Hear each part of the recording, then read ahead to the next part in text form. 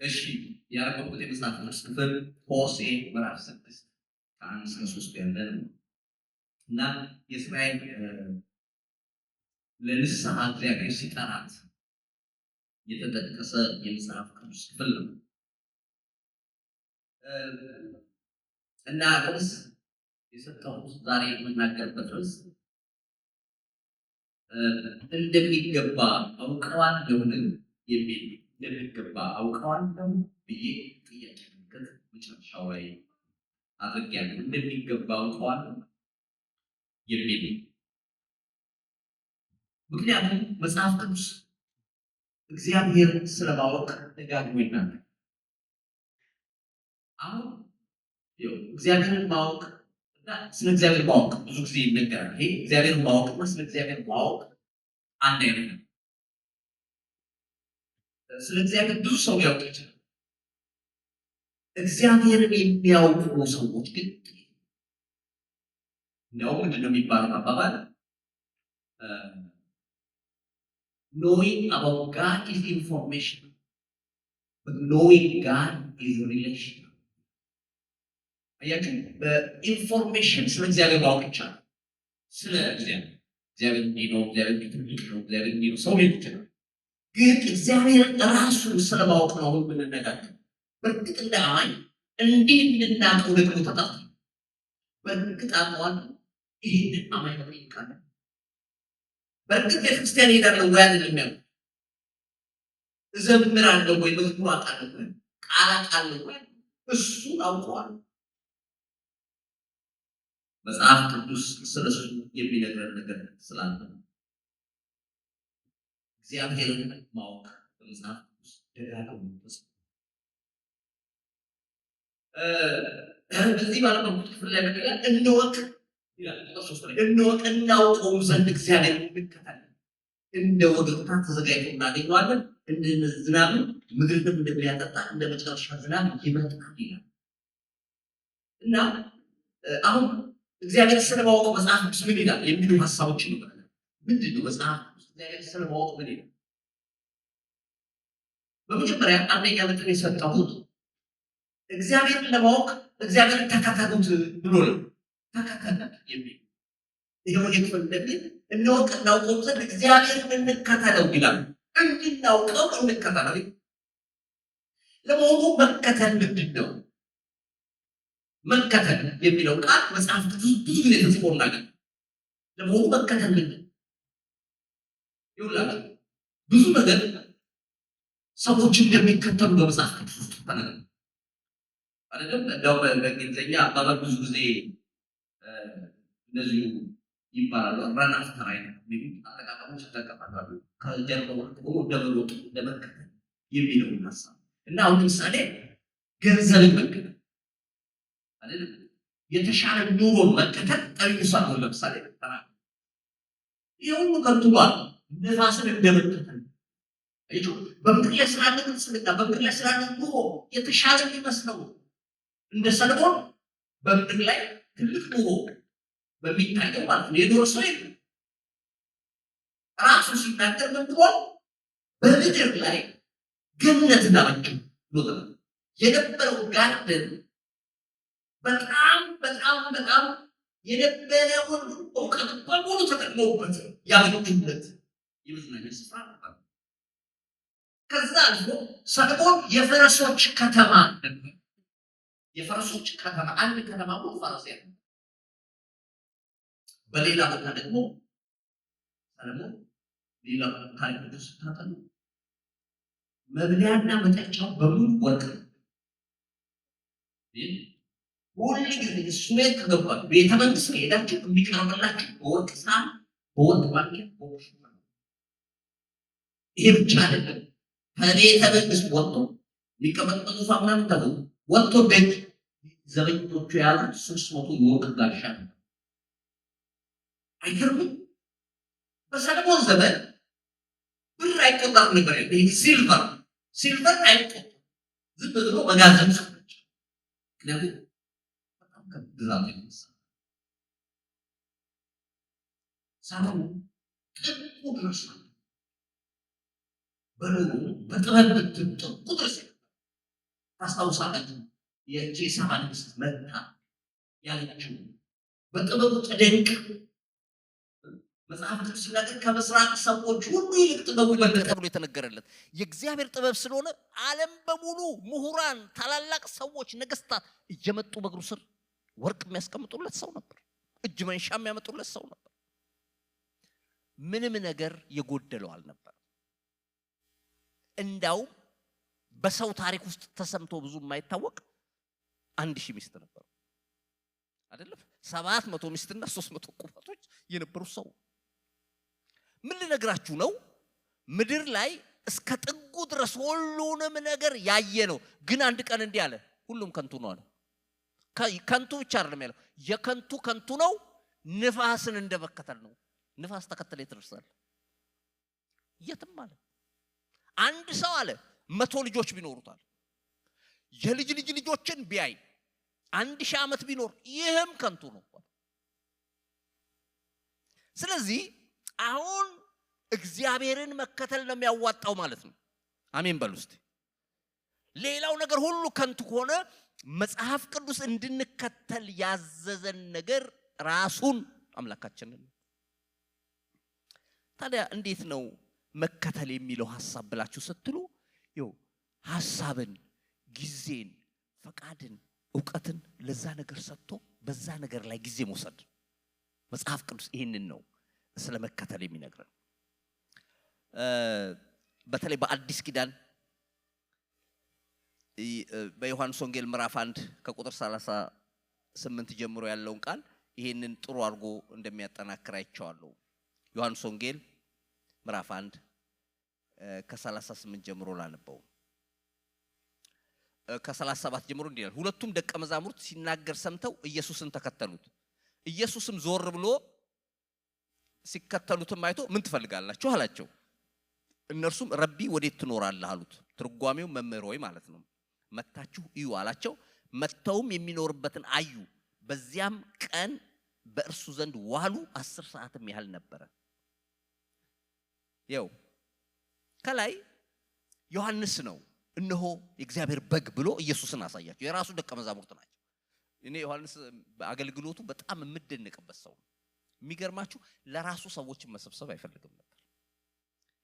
እንደሱ እኮ አንዳንድ ጽሑፍ ሳነብ በየዘመናቱ እንደሚነሱት ይሄ በነገስታት ላይ የሚሸፍቱ አሉ አይደለም? ኩዴታ የሚያካሂዱ ነገስታት ላይ እንደሱ ማድረግ ይችል ነበር። ከነበረው ከህዝብ ብዛት የተነሳ እንደሱ ሰው የተሰበሰበለት የለም። በሱ አገልግሎት ወታደሮች መጥተዋል፣ ቀራጮች ተሰብስበዋል፣ የሃይማኖት ሰዎች ያልተሰበሰበ ሰው የለም። ተሰልፈው በሰልፍ ነው ሲያገለግላቸው የነበረው። እዚህም ጋር ግን አሁን ኢየሱስ ሲያልፍ እሱ ኢየሱስ ይሰማልኝ ነው፣ ኢየሱስ ይታይልኝ ነው። የሁላችሁ የእግዚአብሔር በግ ሲል ጥለውት ሄዱ ይላል። የራሱ ደቀ መዛሙርት ናቸው ሁለቱ፣ ጥለውት ሄዱ። ከዛ እሱ ጋር ሲመጡ ኢየሱስ ሲያያቸው እየተከተሉት ነው። ምን ፈልጋችሁ አላቸው። ረቢ ወዴት ትኖራለህ? አንተ የምትመጣበት መሆን እንፈልጋለን። አንተን ተከትለን የምትኖረው ኑሮ ማየት እንፈልጋለን። አንተን ተከትለን ደስ የሚያሰኝህን ማየት እንፈልጋለን። አንተን ተከትለን የሚያሳዝንህን ማወቅ እንፈልጋለን። አብረንህ መዋል እንፈልጋለን። የት ነው የምትኖረው አሉ። ኑና እዩ አላቸው። ሃሌሉያ። አብረው መጡና ዋሉ ይላል። አብረህ ስታሳልፍ ነው የምታውቀው። በተባራሪ አታውቀውም። ዝም ብለሽ ከሰው በሰማሽው ትክክለኛ ዕውቀት ስለሱ አይኖርሽም። እግዚአብሔርን ለማወቅ ተከተሉት አለ። እንወቅ እናውቀውም ዘንድ እንከተለው ይላል። እና አማኝ እግዚአብሔርን ለማወቅ ጊዜ የሚወስድ አምላካችን በቅንነት ሊያውቁት ለሚፈልጉት ሰዎች ይገለጣል። አሜን በሉ እስቲ። ይሄ ሳይንስ እንደሚለው አይደለም። ይሄ የመጀመሪያው ሰው ጠፈር ላይ የሄደው ሰው ሲናገሩ በመንኮራኩር ልክ ከዛ አሉ መሬት ሲደርስ እዛ በቴሌግራም ምናምን ሲያዋራሉ ምን አሉ? ይሄው እዚህም ጋር መጣሁ እግዚአብሔር የለም አላሉ። አያችሁ? የሆነ ቦታ ሄዶ የለም እዚህም ማለት ምን ልል ነው? እንዲህ በፍልስፍና እዚህ ጋር የለም እዚህ ጋር አለ ብሎ ካሉ እሱ እግዚአብሔር አይገኝም። በሳይንስ እግዚአብሔር አይገኝም። በምርምር አይገኝም። ራሳቸውን አዋርደው ራሳቸውን ዝቅ አድርገው ግን ለፈለጉት እግዚአብሔር ይገኛል። ራሱን ይገልጥላቸዋል። ስለዚህ አማኝ እግዚአብሔርን ለመፈለግ ራሱን ዝቅ አድርጎ የሚፈልግ መሆን አለበት፣ የሚከተለው መሆን አለበት። በተለይ ስለ ሐዋርያት አሁን እንደነገርኳችሁ አብረው አሳልፈዋል። በጣም የሚገርማችሁ አንዳንድ ሰዎች አሁን ስለ ባይብል ኮሌጅ ምናምን ሲያወሩ ደቀ መዛሙርት መች ተማሩ፣ የትም አልተማሩም አይነት ነገር ይላሉ። ግን እንደ ሌሎቹ ራባዮች እነ ገማልያል ስር ናና ስር እነ ቀያፋ ስር ቁጭ ብለው አይማሩ እንጂ ኢየሱስ ስር ቁጭ ብለው ተምረዋል። አሜን በሉ እስቲ። እና መጽሐፉ ሲናገር በጣም ከመማራቸው የተነሳ በጣም እሱን ኢሚቴት ከማድረጋቸው የተነሳ ንግግራቸው እንኳን ኢየሱስ ኮፒ ነበር አይደለም፣ ይታይባቸው ነበር ኢየሱስ። አሜን በሉ እስቲ። ኢየሱስ ይታይብሽ፣ ኢየሱስ ይታይብህ። እግዚአብሔር የተባረከ ይሁን። አየህ ልበሱት አይደል መጽሐፍ ቅዱስ የሚለው ኢየሱስን ልበሱት ይላል። መለያ ማለት እኮ ነው። አየህ ልብስ አንድ ሰው አሁን የወታደር ልብስ ለብሶ ከመጣ ምንድነው ይሄ ሰውዬ አይባልም፣ ወታደር ነው። ልብሱ ይናገራል ምን እንደሆነ አይደለም። የኮንስትራክሽን ልብስ የለበሰ ሰው ከመጣ ምንድነው ይሄ ሰውዬ አትልም፣ ኮንስትራክሽን ሰራተኛ ነው ትላል። ታውቀዋለህ ልብሱን አይደለም። አዎ እያንዳንዱ ሰው የሚለብሰው ልብስ አይተህ ምን እንደሆነ ማወቅ ትችላለህ። ኢየሱስ በኔና ባንተ በኔና ባንቺ ይታወቅ። ኢየሱስን ለብሰን እንድንታይ እግዚአብሔር ይርዳን። እና በተለይ የሐዋርያት ሥራ 4:13 ላይ ብዙ ጊዜ የምንጠቅሰው ጥቅስ ነው። ሐዋርያት ሥራ 4:13 ጴጥሮስና ዮሐንስ በግልጥ እንደተናገሩ ባዩ ጊዜ ያልተማሩና መጽሐፍትን የማያውቁ እንደሆኑ አይተው አደነቁ ይላል። የሚናገሩት ቃል ፓወርፉል ነው። የሚናገሩት ቃል ከነሱ ከአስተማሪዎቻቸው ይልቅ ከአይሁድ መምህራን ይልቅ ኃይል አለው። ጠንቅቀው ያውቃሉ። መሰረት ያለው ነገር ነው የሚናገሩት። ጥራዝ ነጠቅ አይደለም። መጽሐፍ ቅዱስን ቤዝድ ያደረገ ነው የሚናገሩት ነገር ኃይል አለውና ግራ ገባቸው። እንዴ አሉ። ያልተማሩ እንደሆኑ እናውቃለን፣ መጽሐፍትን የማያውቁ ናቸው። ግን ሚስጥሩ ምንድነው ሲሉ ከኢየሱስ ጋር እንደነበሩ አወቋቸው። አሜን በሉ እስቲ። ኢየሱስን ስትከተል ትመስላለህ። ተንበርክከው ውለህ ፊቱን ፈልገው ውለህ ፊቱን ፈልገሽ ውለሽ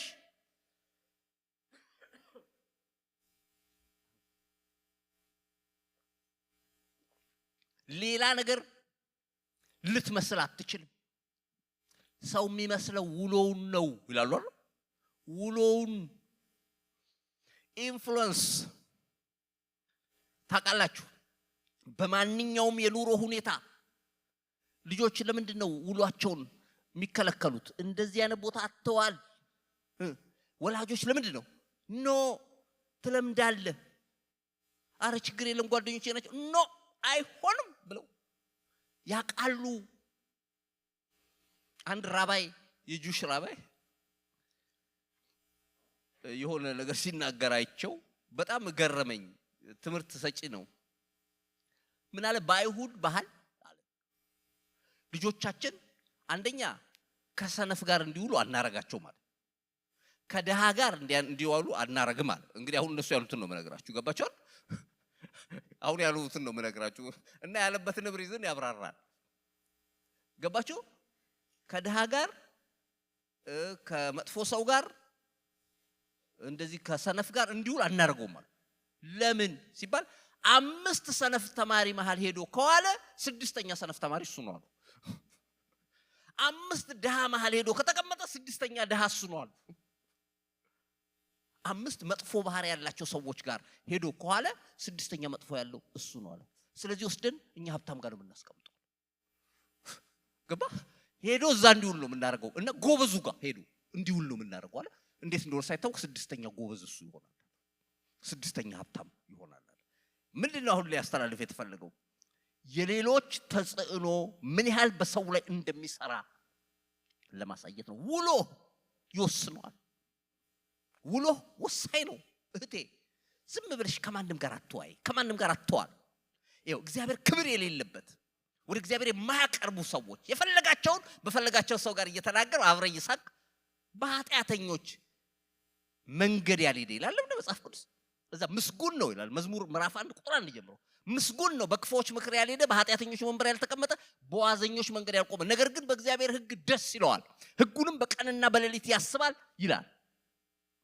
እርሱም በውሃ ዳር እንደተተከለ ዛፍ ይሆናል፣ ፍሬው እንደማያቋርጥ፣ ዝናብ ፀሐይ ሲወጣ እንደማይፈራ ነው ይላል። ምንድነው ይሄ ክፍል የሚነግረን? ጓደኞቹ ይላል ክፉዎች አይደሉም፣ በክፎች ምክር ያለ፣ በዋዘኞች ወንበር ያልተቀመጠ ማለት ዝም ብሎ በእግዚአብሔር ነገር የሚያሾፉ የፈለጋቸውን እየተናገረ አትበል፣ አብረ አትበይ ኖ በይ፣ እግዚአብሔር አምላክሽን አታስነቅፊ ኖ እንዲህ አይባልም ማለት አለብሽ።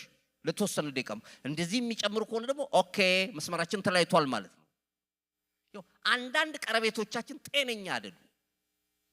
ምክንያቱም እኛ ምንም አንላቸውም፣ እነሱ እንደፈለጉ ይላሉ።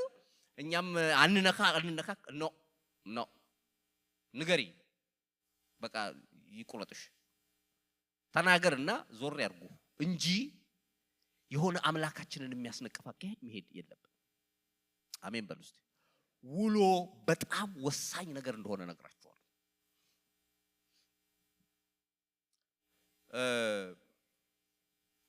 ጌታ ምን እንዳለ ላንብብላችሁ። ዮሐንስ 12:26 ላይ ዮሐንስ ወንጌል ምዕራፍ 12 ቁጥር 26 ምን ይላል? የሚያገለግለኝ ቢኖር ይከተለኝ፣ አገልጋይ ደግሞ በዚያ ይሆናል። እኔ ባለሁበት አገልጋይ ደግሞ በዚያ ይሆናል። የሚያገለግለኝ ቢኖር አብ ያከብረዋል ይላል። ይሄን ስሙ። እኔን ማገልገል የፈለገ ሰው መጀመሪያ እኔን ይከተል። እኔን ሳይከተል ምን ያገለግላል? እኔን ሳይከተል ማንን ያሳያል? ስለዚህ መጀመሪያ ሊያገለግለኝ የሚፈልግ ካለ እኔን ይከተል። እኔ ባለሁበት አገልጋይ ደግሞ በዚያ ይሆናል። ተከትሎኛል። እየተከተለ ሄድከው የሆነ ቤት ሰው ቤት የሆነ ቤት ከገባ አብረህ ነው የምትገባው፣ ተከትለዋል። ስለዚህ መንገዱን ትማራለህ ማለት ነው። የህይወቱን አካሄድ ታውቃለህ ማለት ነው። ፓተርኑ ይገባሃል። ዝም ብለህ በዘፈቀድ በግምት አትኖርም፣ በግምት አታረጊም ነገሮችን። እግዚአብሔር ብሏል አላለም የሚለው ሁሉ ጊዜ አውቶማቲክ ነው። ታውቂያለሽ፣ መንፈስሽ ያውቃል። ስለዚህ ያንን መስመር ተከትለህ ትሄዳለህ። እና ልታገለግለኝ ከፈለክ አለ ምን እናርግ ስንለው ተከተለኝ መጀመሪያ። ዮሐንስ 8:12 ላይ እኔ የዓለም ብርሃን ነኝ አለና የሚከተለኝ የህይወት ብርሃን ይሆንለታል እንጂ በጨለማ አይመላለስ።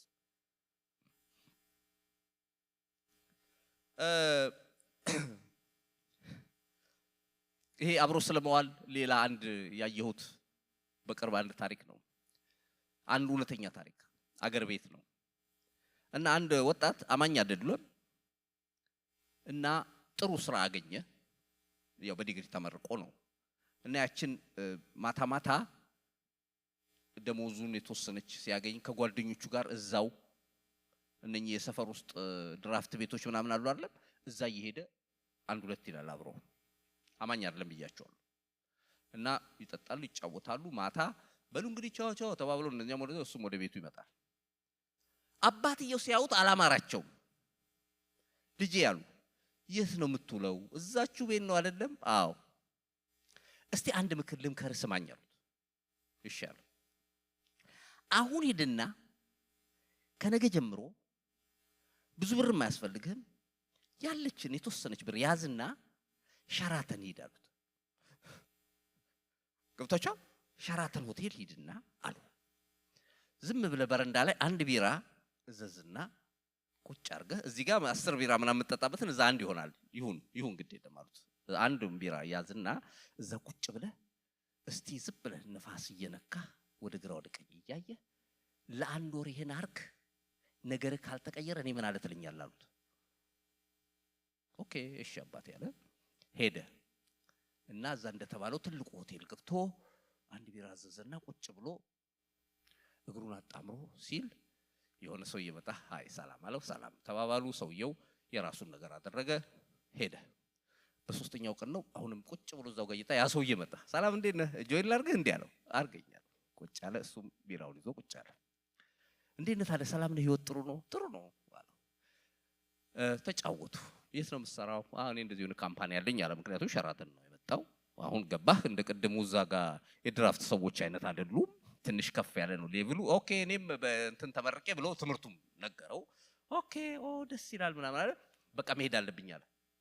ኦኬ እኔ ከፍላለሁ ሲለው ሰውየው ኖ አንተማ ትከፍል ማለትና እኔ የራሴን ነው የምከፍለው ብሎ 50 ብሩን እንግዲህ አላውቅም ከፈለና ቲፓንም ለልጅቷ ብቻ የሚሰጣትን ሰጥቶ ሄደ። ሰውየው ገረመው። ያኛው ሀብታሙ ሰውዬ ተደነቀ። በስንተኛው ቀን እንቅልፍ አልተኛም። መጥቶ እስታቅንቸው ብቻ ያን ሰውዬ አለ። ሲመጣ አንተ አለው እኔ እኮ ፈረንጆች ጋር ሰርቼ ነበር ድሮ እንደዚህ እንዳንተ ናቸው በቃ የራሳቸውን ከፍለው ምናምን። እሱ እኮ የሚከፍለው ስለሌለው ለሱ መክፈልም ስለማይችል ያዳረገው። እሱ ግን በቃ አካሄድህ ደነቀኝ፣ እኔ ይሄን ሰው ወዳጅ ማድረግ አለብኝ ብዬ ነው አለው። እና በቃ ከፍለህ ከሄድክ በኋላ ራሴን ታሰብኩ። እኛ ብንሆነ ወይ እኔ ከፍላለሁ ወይ እሱ ይከፍልልኛል ታሰብ ተረሳለሁ አለው። አንተ ግን በጣም አስተዋይ ሰው መሆንን አይቻለሁ። እስቲ ንገረኝ ስለ ስራ አለው። አይ እንደዚህ ስራ ለምን እኔ ጋር የሆነ እንደዚህ እንትን አለ እሱን ለምን እንትን አታይልኝም ኦቨርሲ አታረግልኝም ምናምን ነገር አለው። አይ ይቻላል አለው። ከዛ ወሰደው። በዛው ሰውየው ተስማምቶ በአንድ ጊዜ ሚሊዮነር ሆኗል። ይገባሃል? ይገባችኋል አይደለም? የምናገርበት እንትን ይገባችኋል። ውሎ እዛው ድራፍት ቤት ቋል ድራፍት ቤት ትቀራል። በሳቸው ሂሳብ ማለት ነው። ምንድነው አሁን እየተናገርን ያለ ነው? አሁን ይሄኛው ጥሩ ነው ያ ጥሩ ነው ምናምን የሚለው ተውትና፣ ውሏችን ግን በሰዎች ላይ ያለው ኢንፍሉዌንስ ቀላል እንዳይመስልህ። ይሄ ናቹራል ነው። በቃ የሄድክበትን ቦታ እንደ እስስት ትመስላለህ። ቆይተህ ከለር ይቀየራል። ገባህ?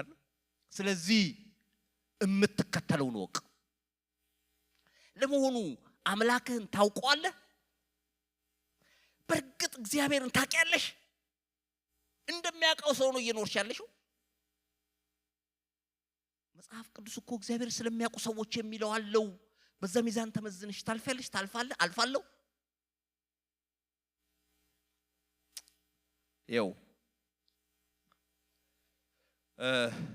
ጌታ እንዲህ አለ ዮሐንስ 10:27 ላይ። በጣም ብዙ ጊዜ ይሄም የሚታወቅ ቃል ነው። እንዲህ ብሎ ተናገረ። በጎቼ ድምፄን ይሰማሉ፣ እኔም አውቃቸዋለሁ፣ ይከተሉኛል። አየህ፣ ከሌላው ድምፅ ግን ይሸሻሉ ነው የሚለው። አያውቁትም ያኛውን ድምፅ ይላል። የእግዚአብሔርን ድምፅ በትክክል የምታውቀው የምትከተለው ከሆንክ ነው። በቀላሉ አትጭበረበርም። በቀላሉ የመጣ ድምፅ ሁሉ አስመስሎ የመጣ ሁሉ አይማርክህም፣ አይወስድህም። ታውቀዋለህ የእረኛህን ድምፅ፣ የጌታህን ድምፅ ታውቀዋለህ። ስለዚህ ዛሬ እግዚአብሔር የሚመክረው ይሄንን ነው፣ ተከተሉት።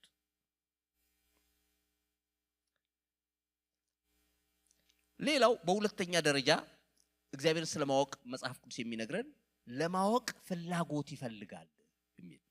እግዚአብሔርን ለማወቅ ፍላጎት ያስፈልጋል። ምን ማለት ነው?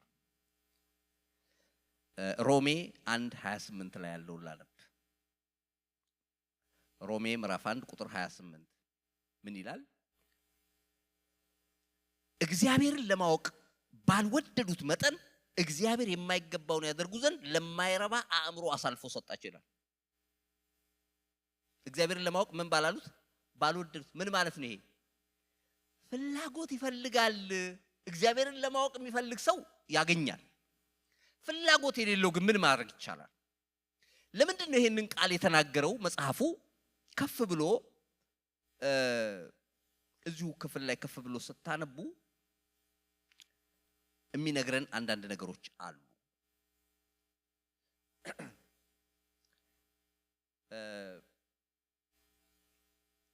ቁጥር 25 ጀምሮ ስታነቡ እንደዚህ ይላል። ይህም የእግዚአብሔርን እውነት በውሸት ስለለወጡ በፈጣሪም ፋንታ የተፈጠረውን ስላመለኩና ስላገለገሉ ነው። እርሱም ለዘላለም የተባረከ ነው፣ አሜን ይላል።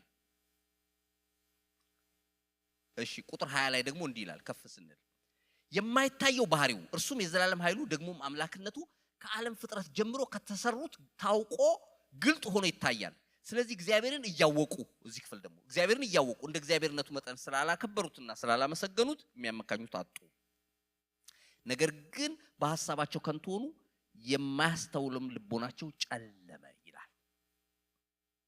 አሁን እግዚአብሔር ያውቃሉ አለ፣ እድል አለ ለማወቅ ተሰጥቷቸው ነበረ ከፈለጉ አለ። በምን ስንለው ከፍጥረቱ ግልጽ ሆኖ ይታያል። እግዚአብሔርን ለማወቅ ከፈለጉ ፍጥረት አይተው ማወቅ ይችላሉ። ያውም የተማርነን ይላሉ እነኚህ ሰዎች። ጥበበኞች ነን ሲሉ ደንቆሮች ሆኑ ይላል ቁጥር 22 ላይ። ጥበበኛ ነን የሚሉ ናቸው፣ አዋቂ ነን የሚሉ ናቸው፣ ምሁራን ነን የሚሉ ናቸው። ብዙ ነገር ለማወቅ ዲፕ ይሄዳሉ። when you come to ግን እንደዚህ ፍጥረት ላይ ግን ስትመጡ እግዚአብሔርን ለማወቅ ግን አይፈልጉም እንጂ ፍጥረታቸው ሰው ዛፍ አይቶ እግዚአብሔርን ማወቅ ይችላል። ሰውን አይቶ እግዚአብሔርን ማወቅ ይችላል።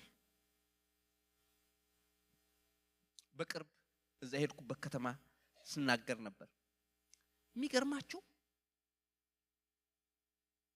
አሁን አንዳንድ ነገር ዝም ብላችሁ እንኳን ስታስቡት ስለ ሰው ሲያጠኑ ስለ ሰው አስደናቂ ነው። አስደናቂ ኮምፕሌክስ ፍጥረት እንደሆነ ታውቃላችሁ። ሰውን ተውት። አይን ብቻ ተብሎ 7 ዓመት 8 ዓመት ይጣላል። አንድ ወንድማችን ነበረ እዚህ ሀገር መጥቶ ወዲያው ተነስቶ ወደ ሌላ ሀገር ሄደ። ለተወሰነ ምንድነው የምታጠናው ስንለው እኔ በአንድ እንትን ዙሪያ ነው የማጠናው ስንለው አንበጣ ነው ምናምን አለ። ለ7 ዓመት ነው ምናምን የሚያጠናው ስለ አንበጣ። እግዚአብሔር ያሳየ ምንድነው ሰሪ እንዳለው አያሳይም? እንዴት በአጋጣሚ ሁሉ ነገር አርቲኩሌት ይሆናል? እንዴት ይቀነባበራል? አይን ብዙ ጊዜ እናነሳልናል። አይን ይሄ ከላይ ያለው ቆዳ የትኛውም የሰውነት ቆዳ እንደማይሆነው ታውቃላችሁ። ስፕሪንግ እንዲሆን ተደርጎ አምላካችሁ የሰራው። ምክንያቱም አይን እንዳይደርቅ ከፈዘጋ እንዲል ይሄኛውን ከተበላሸ በሌላ ነገር መስራት በጣም የማይቻል። ብዙ ጊዜ እናነሳለን። አፍንጫ ውስጥ ያለው ይሄ እርጥቡ ነገር፣ ጆሮ ውስጥ ያለው ጥቅም አለው። ዝም ብሎ እኮ አልተሰራም። አየህ አሁን እዚህ ውስጥ ፀጉር አለ አይደለም? እርጥበት አለ። ቆሻሻ ሲመጣ ፀጉሩና እርጥበቱ በአንድነት ይቋቋሙትና ብለህ ስታወጣው ወደ ሳምባ ገብቶ ጉዳት እንዳያመጣ ተከላከለ ማለት ነው። ጆሮ ውስጥ ያለ ኩክ አሁን የማይጠቅም ነው ይመስለን፣ ግን ድራም የጆሮ ድራም ስስ ፓርት ስለሆነ በቆሻሻ አፌክት እንዳይሆን እዚህ መንገድ ላይ አስቀርተው አንተ ጠርገህ ታወጣዋለህ። አያስደንቅም? አሁን እኮ የምነግራችሁ በጣም ተራና ምንም አስፈላጊ የማይመስሉትን ነገሮች ነው። ዲፕ ከገባ ትታመማለህ አይደል? ባለፈ የዛሬ ስንት ዓመት ነው አሜሪካኖች ኩላሊት ሰሩ ተብሎ ጉድ ተባለ። ኩላሊት ገና ቆይቷል እንግዲህ እና ምን ያክላል ሲባል ቤት ነው የሚያክለው። አንድ ኩላሊት ሰርተው እኮ ገባ። የኩላሊትን ስራ ሰርቶ ለመጨረስ ታዲያ ያለ ሰሪ ተሰራ ሲባል ዝም ብሎ ያምናል ሰው? ሄድ እንደዚህ ከዚህ በፊትም ጀምሬ ትቼዋለሁ። ይሄ አማኝ ያልሆኑ ሰዎችን የሚመሰክሩ አሉ አይደል? መንገድ ላይ እየወጡ አንዷን ወጣት ሲጠይቃት ሲላት በእግዚአብሔር ታምኛለሽ? ነው እኔ ኤቴስት ነኝ አለች። አታምኝም? አዎ። ለምንድን ነው የማታምኙ ስላት ሳይንቲፊካሊ ፕሩፍ ስለሌለው እግዚአብሔር አለ ብዬ ለማመን አልችልም አለች። እኔ ፕሩፍ ብሰጥሽ ታምኛለሽ አላት። ኦፍ ኮርስ ከሰጠኝ ማለምን አላምንም አለች። እንግዲያውስ እኔ አሁን ፕሩፍ ልስጥሽ አላት። እሺ አለ እና ምን አመጣላት? ይሄ ስዕሎች ያሳያታል። ከዚህ ስዕል ጀርባ ፔንተር እንዳለ አታምኝም እንዴ? ኦፍ ኮርስ አለች። የት እንዳለ አላውቅም እንጂ እንዳለ አምናለሁ አለች። እሺ ብሎ እንደገና ህንጻ ያሳያታል። ከዚህ ህንጻ ጀርባ ኦፍ ኮርስ የሆነ ቢልደርስ አሉ፣ የትና መቼ እንደሆነ አላውቅም እንጂ አሉ አለች። ከዛ እንዲህ አይነት ነገር ካሳያት በኋላ ከዛ አመጣ አበቦች፣ አንበሳ፣ በጎች፣ ትንንሽ በጎች፣ በምድር ላይ ያሉ አራዊቶች ስዕላቸው የሚያማምር እንዲህ። ዱ ዩ ቲንክ እነኚህ ሁሉ በአጋጣሚ መጡ? ከነቲንግ ነው የተፈጠሩት ሲባል ታምኛለሽ ሲላት ልጅቷ ደነገጠች። ነቲንግ ይሄን ሁሉ ነገር ይፈጥራል። ከዚህ ሁሉ ጀርባ ያለው እግዚአብሔር ነው። እሱ ነው ይሄንን በሙሉ እንዲያርጉ ያደራጀው። አሁንስ አመንሽ ሲላት ያው ሰፋ ያለ ጊዜ ወስዳ አዎ አሁን ያለው አለችው። እግዚአብሔር እንዳለ ይሄ ትክክለኛ ማረጋገጫ ነው አለች። ከፍጥረቱ ግልጥ ሆኖ ይታያል ማለት ይሄ ነው። ክብር ተሰጣዋለ ለሰራዊት ጌታ ለእግዚአብሔር።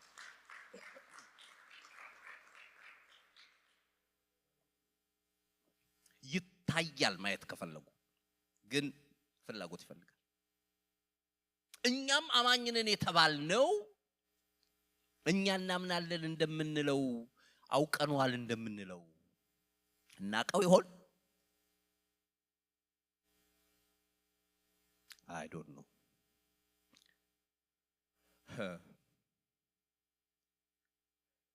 ኤርምያስ 29:13 ላይ የእግዚአብሔር ቃል እናንተም ትሹኛላችሁ በፍጹም ልባችሁ ካሻችሁኝ ታገኙኛላችሁ ይላል። እግዚአብሔርን ለማወቅ ፍላጎት ያስፈልጋል። በግድ እጅ የሚጠመዝዝ ካላወቅኝ ብሎ የሚታገል አምላክ አይደለም። ግን አንዴ መስመር ውስጥ ከገባ እየበራል እየገባ ሞር እያወቀው ነው የምትሄደው። ልክ እንትን ውስጥ ስትገባ ነው በቃ ታላል ውስጥ። ከውጭ ያሉ ሰዎች ግን ይደነቁባል።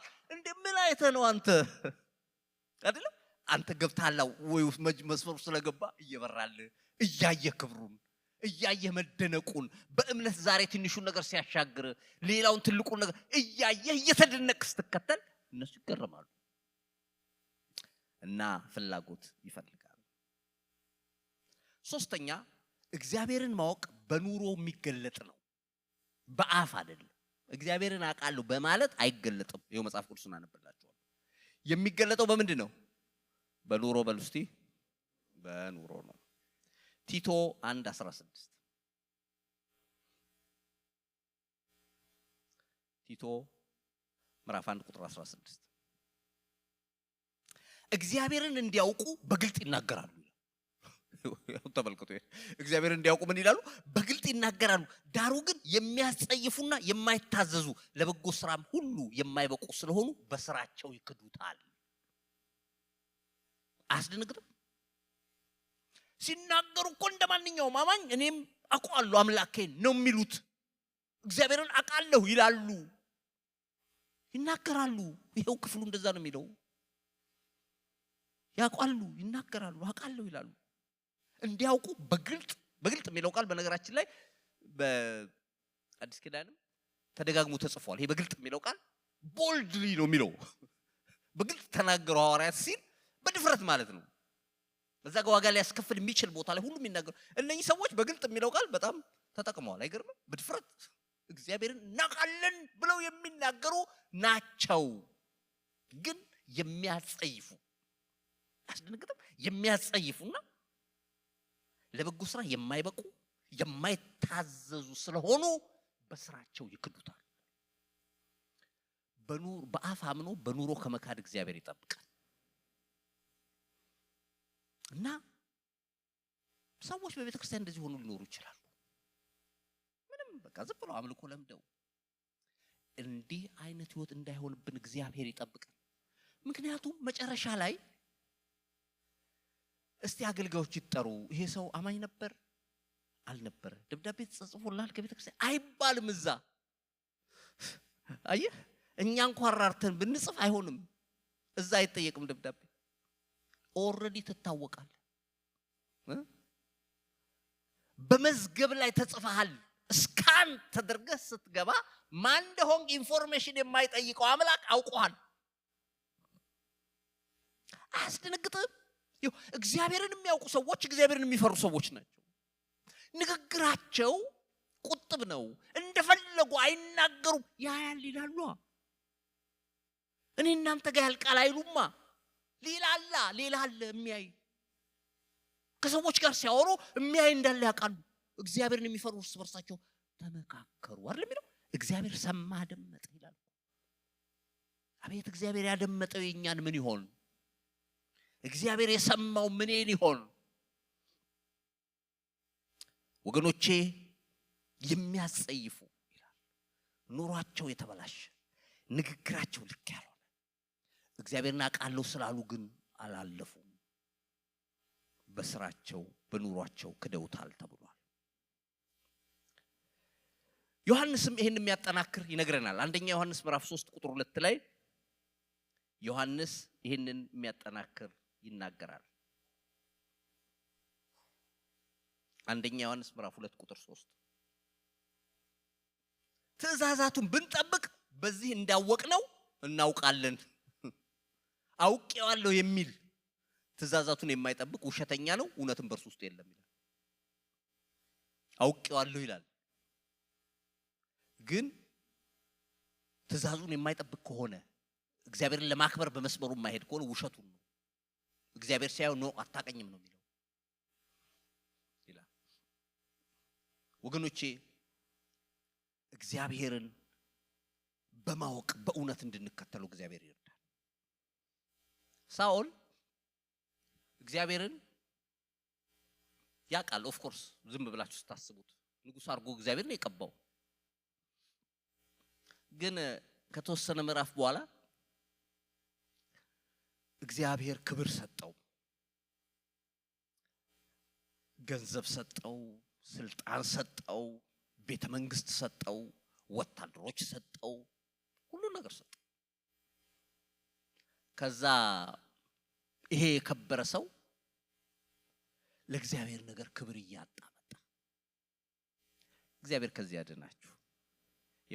እግዚአብሔር የሰጣችሁ ኑሮ፣ እግዚአብሔር የጎበኛችሁ ጉብኝት ከእግዚአብሔር እንዳያርቃችሁ። ከዛ አንድ ቀን ትእዛዝ ተሰጥቶት ሄዶ በራሱ መንገድ ሊሰራው ሞከረ፣ በራሱ በገባው እና ሄዶ ግደል አጥፋ የተባልኩትን የተወሰነ አጥፍቻለሁ አለ። እነኚህ መልካሞቹን ደግሞ ለእግዚአብሔር መስዋዕት እንዲሆኑ አምጧል እና ወሰደ። ንጉሱንም ማረከ። ማረክ የሚባል ነገር የለም፣ የተሰጠው ትእዛዝ ውስጥ አጥፋ ነው። ከዛ አሁን እንግዲህ ራርቶ ነው ምናምንም እንዳይባል ሌሎቹን አጥፍቷል። የሚራራ ሰው ከሆነ ሁሉንም ነው ማጥፋት የሌለበት። አጋግን ግን የማረከ ያው ዝም ብላችሁ ስታስቡ ጀግንነቱንም ለማሳየት ይመስላል አይደል? እኔ አንበሳው አንገቱን አንቄ አምጥቼልሃለሁ አይነት። እግዚአብሔር ካለ ግን ያ አይሰራም። ከዛ ሳሙኤል መጣና ሰላምታ ገና ሲጠራው አንተ ለእግዚአብሔር የተባረክኩን አሉ። አምላክ እግዚአብሔር ያዘዘኝን ሁሉ ፈጽሜያለሁ። እርግጠኛ ነህ ፈጽመሃል? አዎ። ታዲያ አንተ ፈጽሜያለሁ ትላለህ፣ ከኋላ ግን የምሰማው የበሬዎች ግሳት ድምፅ አለ ከኋላ። ምንድነው ሲለው እሱማ ህዝቡ ለአምላክህ ለእግዚአብሔር ሊሰዋ ያዘጋጀው ነው ማለት። በጣም የደነገጥኩት መስዋዕት ሲለው ስፒሪቹዋል ሊያደርግ ማለት ነው ችግሩ ወይም ያበላሸውን ጥፋቱን። ከዛ ምን አለው? በውኑ አለው እግዚአብሔር በሚቃጠልና በሚታረድ መስዋዕት ደስ ይለዋልን? በመታዘዝ ደስ እንደሚለው መታዘዝ ከመስዋዕት ማዳመጥም የአውራ በግ ስብ ከማቅረብ ይበልጣል። የሚበልጣውን ጥለህ ትንሹ ነገር ላይ ነው ጉድ ጉድ እያልክ ያለው። እግዚአብሔርን ካወቅ ካፉ ለወጣው ቃል ዋጋ መክፈል አለብህ። ዳዊት ደስ የሚለኝ አንድ ቃል ይናገራል እዛ መዝሙር 119 ላይ ስለ ከንፈሮችህ ቃል ይላል፣ ስለ ከንፈሮችህ ቃል ጭንቅ የሆኑ መንገዶችን ጠበቅኩ። ደስ አይልም? ስታቀው ቃል ካፍ ስለወጣ አንተ ስለተናገርክ አንተን ላለማሳዘን ጭንቅ ነው የሚባለው መንገድ ገባውበት። ደስ አይልም? ለኔ እኔ እንጆ እያርኩት አይደለም፣ ግን ቃልን እንዳላፈርስ አለው። እግዚአብሔርን ስታውቅ እንደሱ ነው። ሌላ ሰው ከጎረቤት አግኝቷል አለው፣ አንተን ንቆሃል አለው። አንተ እግዚአብሔርን ንቀሃልና እሱ ደግሞ አንተን ንቆሃል። እግዚአብሔር ከጎረቤት ሰው አገኛል፣ እሱ ደግሞ እንደ ልቡ የሆነ ነው። አፍተር ማይ ኦን ሃርት አይደል የሚለው? ምን ማለት ነው? ቅድም እንዳለው ልቤን የሚከተል የኔ ደስታ ደስታው የሆነ የኔ ሐዘን ሐዘኑ የሆነ እኔ ደስ የሚያሰኘኝና የማያስደስተኝን በውል የሚያውቅ ሰው አግኝቻለሁ ከጎረቤት ብሎ ዳዊትን መረጠ። እግዚአብሔርን ማወቅ በኑሮ ይገለጣል። ሌላው እግዚአብሔርን ማወቅ የሚታወቀው ወይም እግዚአብሔርን አንድ ሰው እንዲያውቅ ዋና ቁልፍ ነገር አሁን የምለው ነው። ቁጥር 4 ከቃሉ ጋር መጣበቅ። መጽሐፍ ቅዱስ ይሄንን ይናገራል። በቃል ውስጥ እግዚአብሔር ማወቅ አለ። አየህ፣ ንግግሩና ሰውየው ተለያይተው አይታዩም ነው የሚባለው አይደለም። ባነጋገርም አንድ ሰው ዝም ብሎ ሲዋሽ ካያችሁት ውሸት ቃል ነው አይደለም። ግን ሰውየውን ከተወሰነ ጊዜ በኋላ ውሸታም ብላችሁ ጠሩታላችሁ አይደለም። ምን ማለት ነው? ፐርሰናሊቲው ሆነ ማለት ነው። ሲሰርቅ ካያችሁት ስርቆት ድርጊት ነው። ግን ያን ደጋግሞ ሲያደርገው ሰውየውን ሌባ ትሉታላችሁ። አሁን ለቃሉ ያለን ክብደት ለእግዚአብሔር ያለን ነው። እግዚአብሔርን ማወቅ ማለት ቃሉን ማወቅ ነው ይለናል። እስቲ መጽሐፍ ቅዱስ የሚለውን እንመልከተው። ነህምያ 8:8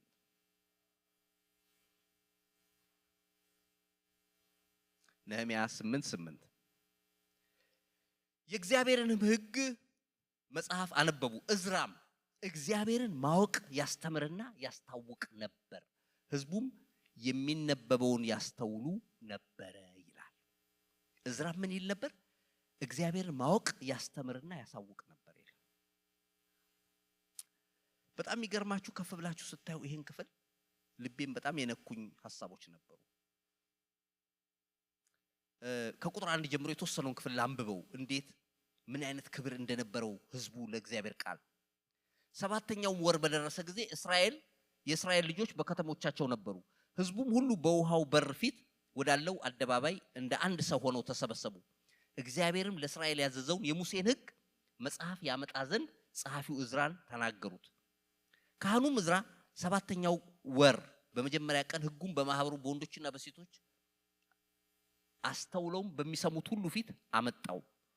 በውሃውም በር ፊት ባለው አደባባይ ላይ ቆሞ ወንዶችና ሴቶች የሚያስተውሉም ሲሰሙ ከማለዳ ጀምሮ እስከ ቀትር ድረስ አነበበው።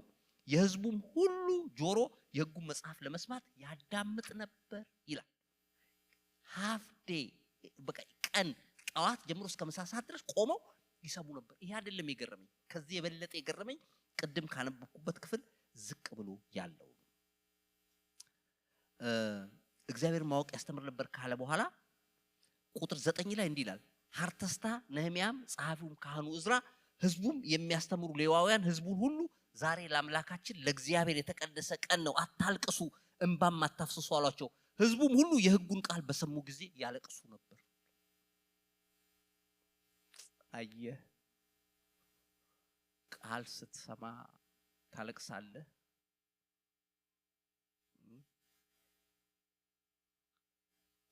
ነው ወይስ ትመራመራለህ? እግዚአብሔርን የሚፈራ ሰው ወይም እግዚአብሔርን ለማወቅ የሚፈልግ ሰው ቃል ሲነገር ከሰውየው አንፃር አይደለም የሚያየው። እግዚአብሔር ተናገረኝ ይላል። እግዚአብሔር ድምፅ ወደ እኔ አመጣ ይላል። እያለቀሱ ግማሽ ቀን ቆመው በዚህ ላይ ካህናቶቹ መጣው እባካችሁ አታልቅሱ፣ በቃ አታልቅሱ። ሌዋውያን መጣው አታልቅሱ። ለምን ሲባል በዚህ ቀን አይለቀስም፣ በቃ የደስታ ቀን ነው፣ አታልቅሱ። አይ ቃሉን ሰምተን ነው ነካን። ለዚህ ነው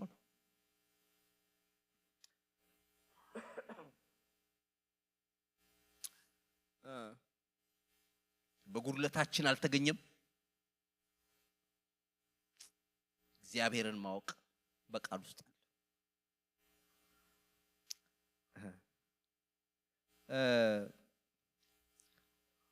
ኤርምያስ 31:31 ላይ ብዙ ጊዜ ይሄም የሚነበብ ቃል ነው።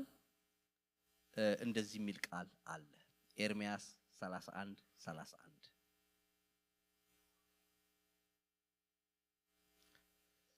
እነሆ የእስራኤል ቤትና ከይሁዳ ቤት ጋር አዲስ ቃል ኪዳን የሚገባበት ወራት ይመጣል ይላል እግዚአብሔር። ከግብፅ ሀገር እንዳወጣቸው ዘንድ እጃቸውን በያስኩበት ቀን ከአባቶቻቸው ጋር እንደገባሁት ያለ ቃል ኪዳን አይደለም፣ እነርሱ በኪዳን ያልጸኑምና እኔም ቸል አልኳቸው ይላል እግዚአብሔር።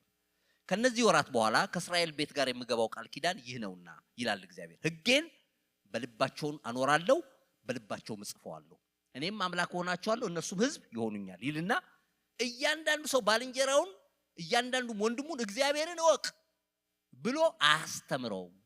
ከታናሹ ጀምሮ እስከ ታላቁ ድረስ ሁሉም ያውቁኛል ይላል እግዚአብሔር። በደላቸውን እምራለሁ ኃጢአታቸውን ከእንግዲህ ወዲህ አላስብም ይላል።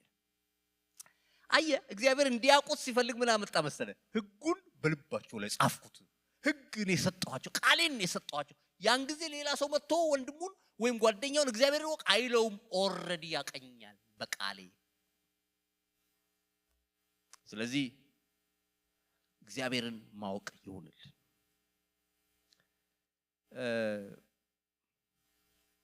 እኔ አንዳንዴ የምገረመው እግዚአብሔርን አውቄዋለሁ ብዬ ራሴን እንድፈትን ያደርገኛል። ኦፍ ኮርስ እግዚአብሔር ሙሉ ለሙሉ አውቆ መጨረስ አይቻልም። ግን እሱ በጉድለታችን የሚገባበትን አገባብ ሁኔታዎች፣ በቃ ነገሮች ጨለማ በሆኑ ሰዓት እንዴት እንደሚደርስ ሰው በሌለ ሰዓት ሲመጣ ጎዶሎ ነው ሲባል አላየነው? ማንም በሌለ ሰዓት ሁሉ ትተው እሱ ተገኝቶ ያውቃል። አየህ እነኚህ እኮ እዛ ላይ ቢልድ አፕ ማድረግ ስለ እግዚአብሔር ያለን ዕውቀት ላይ እኮ መጨመር አለባቸው።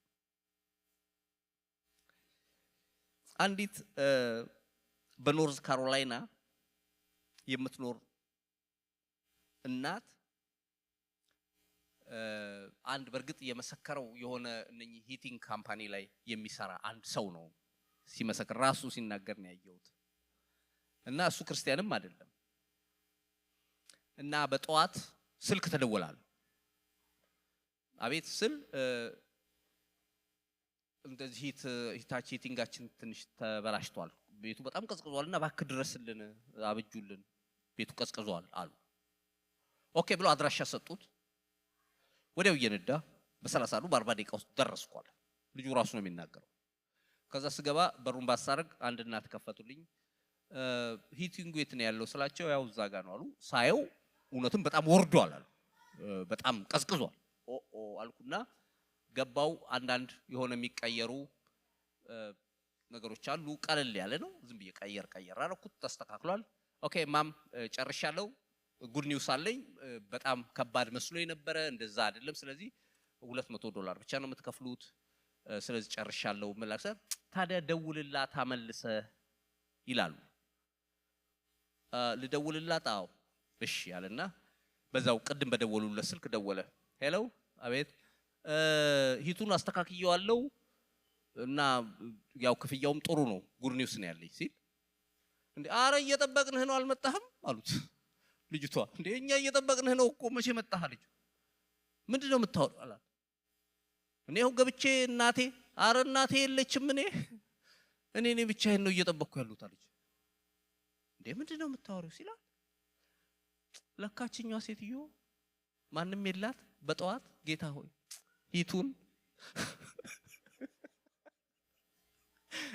አሜን አትልም? ይሄን ሂት አንተ ነህ ልታሰራው የምትችለው፣ እኔ ምን አውቃለሁ፣ እንደምታረጋ አድርጋ አሰራልኝ ብላ ከዋናው ቦታ ለኩሳለች ሴትዮዋ። እውነተኛ ነው እኮ። ከዛ ሰውየው እውነትም ሲያጣራው አድራሻውን ሲያየው በኋላ የተሳሳተ አድራሻ ነው የመጣው። ከዛ ኦ ማም እና ምንድነው ነገሩ ሲላቸው፣ እኔ ልጅ 10 ሳንቲም የለኝም አሉ። እኔ እንዲህ ብዬ ግን በጠዋት ጸልያለሁ ብለው ሲሉ እንዲህ ያልኳቸው፣ በቃ የጸሎቱ መልስ አግኝተዋል ብዬ በሰላም ወጥቼ ሄድኩኝ። ራሱ እኮ የገጠመው ነው የነገረው ሲናገር የሰማው። አይገርምም? ከዛ ሄዶ እንደገና ያኛው ሰራዋል። ያው አሁን ይሄንን በእንዴት በሂሳብ ትሰራዋል? እንዴት ካልኩሌት አድርገህ ታመጣዋል? አየህ ለመንገዱ ፍለጋ የለውም ማለት እኮ ይሄ ነው። አቤት ጥበቡ ይላል እዛ ሮሜ 11:33 በጣም ወደው ቃል። ጥበቡ ማስተዋሉ ከአይምሮ በላይ ነው፣ ለመንገዱ ፍለጋ የለውም ይላል። እንዴት አድርጎ ይሰራል አይባልም፣ ይመጣል። አሜን በል እስቲ። በዚህ ጋር ለመንገድ ልትቀድለት አትችልም። እሱ ደመና ላይ የሚረግጥ አምላክ ነው። ሃሌሉያ። ስለዚህ መምጣት ሲፈልግ ቤትሽ ይመጣል፣ መምጣት ሲፈልግ ቤትህ ይመጣል። ክብር ትሰጠዋለህ ለሰራዊት ጌታ ለእግዚአብሔር። ሃሌሉያ ሃሌሉያ። አንድ ነጥብ ላንብብና በዛ ላይ ትንሽ ተናግሬ ልጨርስ። ሌላው እሱን ያወቀ ሰው ዋጋ ለመክፈል ዝግጁ ነው። ስለሱ ዋጋ ለመክፈል ዝግጁ ነው። ሁለተኛ ጢሞቴዎስ 1:12 ላይ የእግዚአብሔር ቃል የሚለው ላንብብ። ሁለተኛ ጢሞቴዎስ 1:12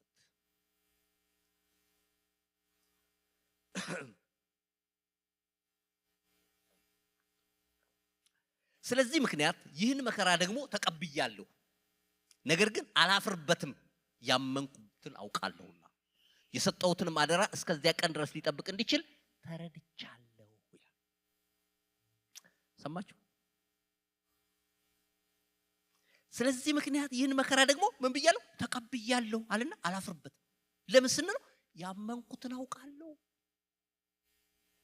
ስታቀው ነው መከራ የምትቀበለው፣ አለዛ መከራ አድራሽ ነው የምትሆነው። መከራ ለመቀበል ዝግጁ ነኝ አለ ጳውሎስ። ታውቃላችሁ ያልከፈለው ዋጋ የለም። ቅድም እንዳውም ፓስተር እንዲ ስብከቴን ግማሹን እየወሰደን እንዴ ብዬ ነበር። እዛ በባህር ላይ ሐዋርያት ሥራ 27 ስታነቡ በዛ ነውጥ ውስጥ እንድናለን የማለት ተስፋ ተቆረጠ በተባለ ውስጥ አይ ሁሉ ምግብ ትተው፣ ምግብ የሚበላው ለመኖር አይደል? እነሱ ተስፋ ቆርጠው ሁሉ አለቀ ብለው ጨለማ ቀን ጠዋት ጨለማ ለ4 ቀን ለ5 ቀን ምንም አልበሉም አልጠጡ። በቃ ካሁን የቱ ጋር ነው ምን ሞተው ነው እንጂ እንደሚሞቱ እርግጠኛ ነኝ። ያኔ ዘመን ባልሰለጠነበት ተስፋ በቆረጡበት ሰዓት እሱ እንደዛ እየተንገዳገዱ ይታያችሁ። መርከቧ ተሰባብራለች። እጆቹ አንድ ጊዜ ሲል ምንድነው የሚነግረን? አሁን የሰውዬ ባለፈም አትነሱ ብሎ ነበር፣ አሁን ደግሞ ምንድነው የሚለው ብለው ሲሉ ይኸውላችሁ መጀመሪያ አትነሱ ስላችሁ ብትሰሙኝ ጥሩ ነበር አለ። አሁንም ግን ጉድ ኒውስ አለኝ አለ። ምንም አትሆኑም፣ እህሉ ነው እንጂ ከእናንተ መካከል አንድም ሰው አይጠፋም። እንዴት በድፍረት እንዲያነቡት እናገራለን ሲሉት ዛሬ ሌሊት አለ የማመልከው አምላክ የጌታዬ መልአክ ባጠገቤ ቆሞ እንዲህ አለኝ፣ ጳውሎስ በቄሳር ፊት ልትቆም ይገባሃል፣ ከነኝም መካከል እግዚአብሔር አብሮህ የሚሄዱ ሰዎችን ይሰጣል ብሎኛል አለና። ይሄ አይደለም የሚገርመው፣ የተናገረኝ እንዲሁ እንዲሆን አምነዋለሁ አላቸው። ሃሌሉያ! ክብር ተሰጠዋለህ ለሰራዊት ጌታ ለእግዚአብሔር። ኢየሱስ የተባረከ ይሁን። አምነዋለሁ ገዳይ በሆነው ንፋስ ላይ አምነዋለሁ።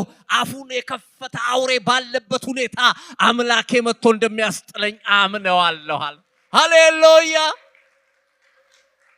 ስታቀው ነው። ካላወቀው የሞትህን ቀጠሮ ትጠብቃል። እግዚአብሔር አምላክ የተመሰገነ ይሁን። አንድ እንደው የጻፍኩት ስለሆነ ልናገረውና ይሄንን ልጨርስ።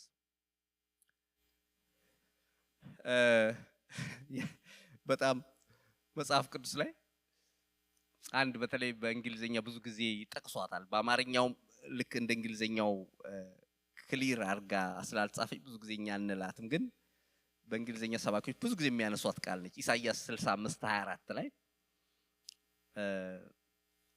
እንዲህ የሚል ቃል አለ። ኢሳይያስ 65:24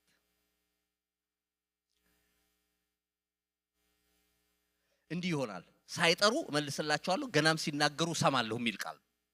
ትንሽ ለኛ አላለም ብዙ ጊዜ የምናነሳው ጥቅስ አይደለም። በእንግሊዘኛም እንደሚል ታውቃላችሁ፣ before they call I will answer and while they are yet speaking I will hear ይላል። ሰማችሁ? before they call I will answer፣ ሳይጠሩኝ ነው የምመልስላቸው የሚል ነው። ደስ አይልም? አምላክ ገና ካፍ ሳይወጣ ኦሬዲ ያውቀዋልና መልስህ መንገድ ላይ ነው ያለው። እና ይሄንን ስል አንድ ያየሁት ታሪክ ነው። አንድ እናት 2 ልጆች ታሳድጋለች እና እቺ እናት ሲንግል ማም ናት እና በችግር ውስጥ ነው ያለችው። ማንም አያውቅም። ቤቷ ቁጭ ብላ ልጆቿ ደግሞ አያውቁም። ምግብ አምጪ አሉ። ማታ ነው። ከዛ በኋላ ምን ታረጋለች? በጣም ጨነቃት። ምን ትስጣቸው? ደግሞ ከባድ ነው ለራስ መራብ አንድነቱን ይሻላል። ያው ልጆች ደግሞ ሲተራብን ካሉ ከዛ ሳህን አመጣች አስቀመጠችና እንጸልይ እግዚአብሔር ያመጣል አለች። አማይና እንጸልይ ያው እሺ ያሉ። የታል ምግቡ ሲሉ ደወሪ እንጸልይ ይመጣል ምግቡ አለች። ከዛ እግዚአብሔር ሆይ ምናም ብለው በመስኮት ቀስ ብላ ስታይ ዶፍ ዝናብ እየጣለ ነው። እግዚአብሔር ያሳይ ምግቡ እንኳን እንዳይፈታ የሚከለከል ዶፍ ዝናብ እየጣለ ነው። ከዛ እግዚአብሔር ስለሰጠህን በሉ ስለሰጠህን እናመሰግናለን በሉ ትላለች። ስለሰጠህን ምግብ እናመሰግናለን እየተባለ በዛ በዶፍ ዝናብ ውስጥ በር ጓጓ ተደረገ። እውነተኛ ነው ምነግራችሁ። ከዛ ሄዳ የስ ብላ ስትከፍት አንድ ሰውዬ ዴሊቨሪ ፒዛ ይዟል፣ ወተት ይዟል፣ ምግብ ይዟል። ይሄው አለ አረኛ አላዘዝንም። አንዳንድ የጸሎት መልስንም እኮ መቀበል ይቸግራል። አላዘዝንም እኛ ምናልባት ተሳስተ እንዳይወስደ ተሳስቻ አይደለም አለ። በዚህ በዝናብ የሆነ ሰው ኦርደር አድርጎ ይዤ እየገሰገስኩኝ እየሄድኩኝ ልክ መሃል መንገድ ስደርስ ትቼዋለሁ ካንስል አድርጌያለሁ አለ። ከዛ ለማኔጀሬ ደወልኩና ይሄ ነገር ካንስል ተደርጓል፣ ምን ላድርገው? ዝም ብዬ ጋርቤጅ ውስጥ ልጣለው ወይ? ዶንት ዱ ኢት እንዳትጥል፣ ሂድና አሁን ያለህበት ሰፈር ላይ ሰፈሩ ላይ መብራት የበራበት አንድ ቤት ሂድና እንኳን እነዛ አስገባ አለኝ። እዚህ ሰፈር ውስጥ ደግሞ መብራት የበራው እናንተ ቤት ብቻ ነበር አላት። አይደንቅም? ከዛ ልጆቿን አበልታ የተወሰነ ቀን ሌላ ምግብ ሁሉ ይዟል አለች። የሚሆን አመጣ። አሁን እነኚህ ነገሮች ሲታዩ ትንሽ የሚመስሉ ናቸው፣ ግን የእግዚአብሔርን ህልውና የሚናገሩ ናቸው። አሜን ትላላችሁ? በእርግጥ አውቀዋለሁ። ታውቂዋለሽ? ታውቀዋለህ? እንጸልይ።